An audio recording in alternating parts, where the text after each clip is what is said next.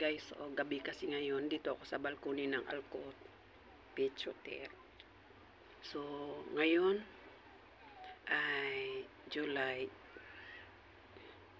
ano ba ngayon? July 3 ng gabi.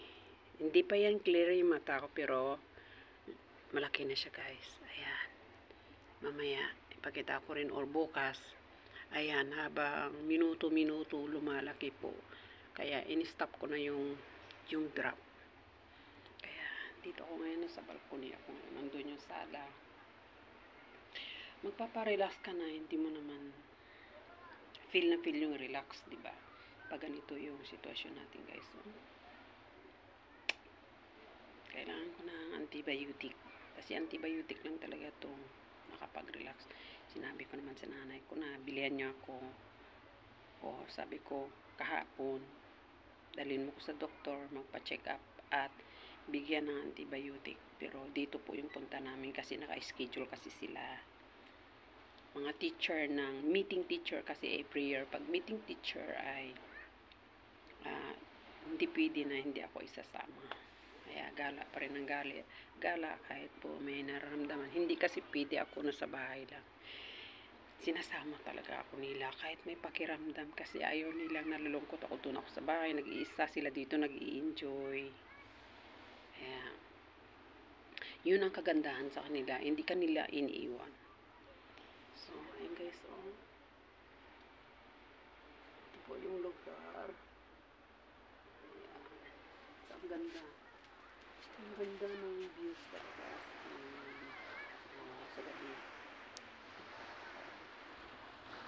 Kaya dito naman sa ilalim. Tapos sa taas. Yung sala. Ayan. Yung sala namin. Alaga ko. Tapos may tao din doon. Marami din palang tao. Ayun, marami tao doon. Ano po, dito namin videos nila.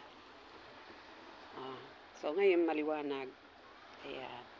So puti yung buhok ko. Hindi ako nakapagdagay ng kulay dahil iba talaga pakiramdam ko. Parang alam mo, kinakaya mo lang, lumalaban pa rin na kayang-kaya ko sa mata lang. Ang hinahanap lang, naghanap ng the best na gamot.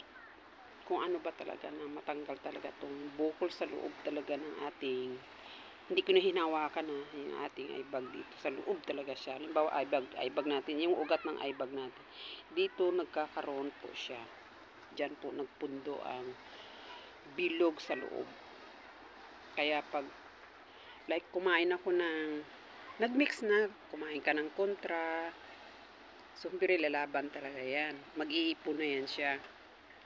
Kumain ka ng isda, kumain ka ng itlog, mga seafood ay bawal po para sa mga allergy. Like pasayan, shrimp, ayan bawal din yan. Kaya maraming bawal. Hindi talaga maiwasan yan. Pero naging okay na sana itong Saturday. Naging okay na ito sa Saturday. Ay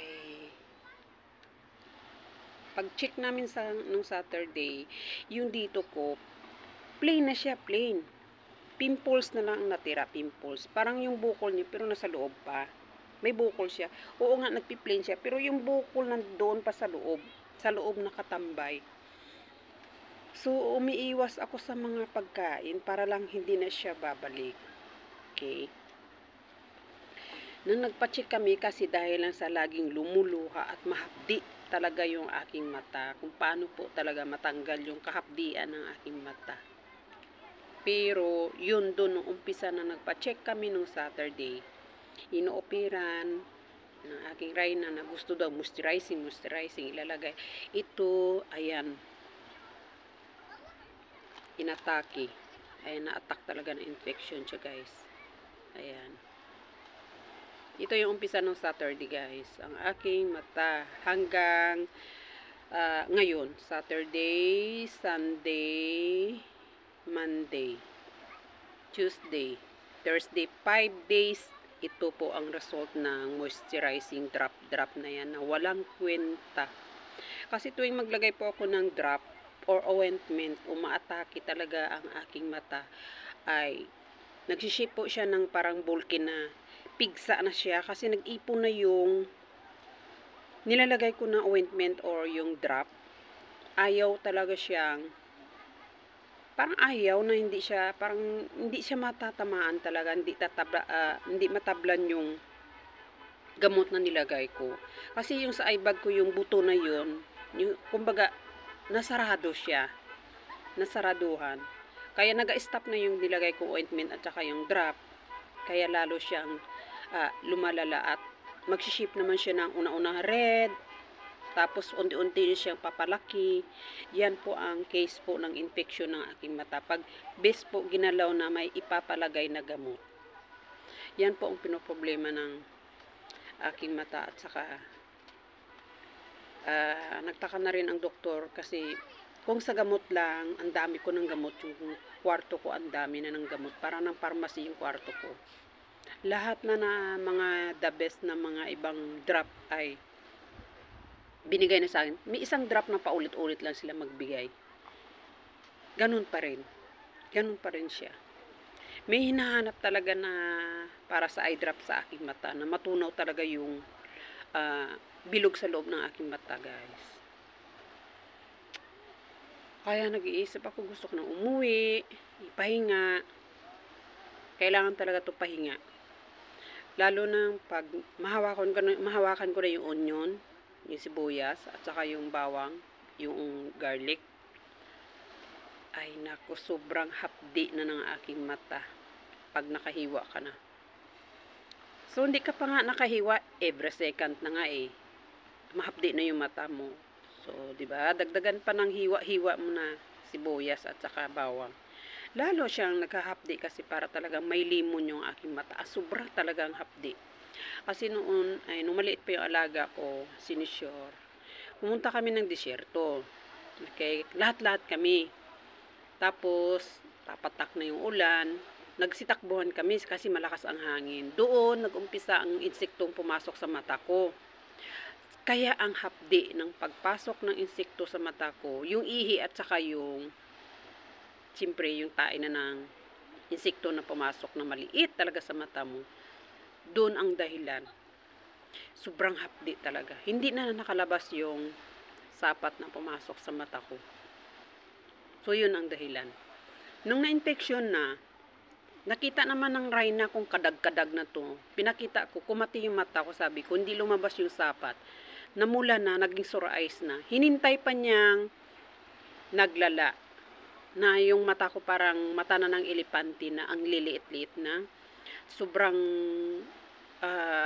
violet na yung eye bag ko at saka yung sa taas ng kilay ko. Nag-ikot na yung bilog talaga na bilog yung paglaki ng mukha ko. Hinintay niya na maglala, saka ako dinala sa emergency eye clinic. Mahilig talaga yung Rhina ko sa late check-up. Super. Mahilig talaga yan siya. Saan yung maglala, saka kanya dadalhin. So ngayon, pinakita ko na naman, o ayan yung ino-offer mo sa doktor nung Saturday, pwede ba bibigyan daw ako ng moisturizing? Ito ang nangyari sa mata ko. Imbis naging okay na sana, ayun, naglala, ayan, lumaki. Binibilang ko na yung araw. Bago kami uuwi, puputok na to. Hayaan ko muna siya hanggang magputok-putok na to na lalabas na naman yung dilaw, hihiwain naman ng needles or di kaya blade. Ayan. Alam mo, pag hinihiwa to ang aking eye bag banda, na ilalabas yung dilaw, yung dumi, alam mo yun, nararamdaman nyo talaga, parang hinihiwa din yung atay nyo. Kasi hinihiwa ng blade na walang anesthesia. Ang sakit. Nanginginig ako habang hinihiwa ng blade yung aking eye bag. Sobra. Kaya tinitiis ko lang kahit pare. Gusto ko naman kasing gumaling Nahihirapan na ako sa sitwasyon ko na to. Dahil lang noon na 5 years ago. After ng 5 years ago. Ayun, bumalik nung November kasi dahil lang sa natrangkaso. Tapos bumigay sa sa marami kong kinakain, siyempre bumanda na sa klima pa, yun doon na natrangkaso ako, sobrang sakit ng ulo ko. Tapos ay panay luha yung aking mata. Pero guys, bago bumalik nung November ito, nung nagbakasyon ako sa Pilipinas, 2 times po ako nagbakasyon sa Pilipinas, nararamdaman ko na to yung luha-luha lagi yung mata ko. Kasi 5 years ago na, so ibig sabihin 2 years na times na umuwi ako ng Pilipinas, ibig sabihin 3 years ago pa lang, nararamdaman ko na yung aking right side ng mata ko, dumaan si eroplano, ayan, ayan, see you soon Pilipinas, nakita ko ng eroplano, ayan, so putol ang internet natin pag dumaan po yung eroplano, ayan, shout out dyan sa mga naglaro dyan sa POP, so yun guys, so nung umuwi ako ng Pilipinas, 1 month nag-vacation ako, nararamdaman ko na yung laging lumuluha na talaga yung mata ko. So, yun ang sign ng bumabalik na talaga yung nangyari sa to sa akin no, pumasok yung insekto. Pangalawa, yung nag-graduate na yung anak ko, lalo nang may nararamdaman ako na parang may lumalabas na nana sa aking mata. Nana. Oo, minsan. Tapos, may oras-oras siyang lumalabas yung luha ko. Doon na nag-umpisa hanggang nag 5 years ago. Pag 5 years ago na, ay yun ng winter na yun, parang September ata ba yun? Kailan ba yung birthday mo, Daimats? Yun, birthday ng kaibigan ko noon. Klima ang lamig, tapos natrangkaso ako. Pero bago kami nakita ng kaibigan ko, iba na yung pakiramdam ko, iba na. Sumasakit na yung ulo ko dahil sa klima. Kasi weather, dumating na yung winter. So, doon siguro na lahat siguro na-catch mo na yung, siguro yung sa labas, no? 'Di ba? Kasi change weather na kasi. Doon nag-ipon. Tapos natrangkaso ako. Doon na nag-start yung infection ng aking mata. Grabe. Tapos yun, nag-umpisa na nang nag-red niya yung mata ko at saka naging same before yung aking infection sa mata ko. At yun na, dinala ko sa emergency eye clinic.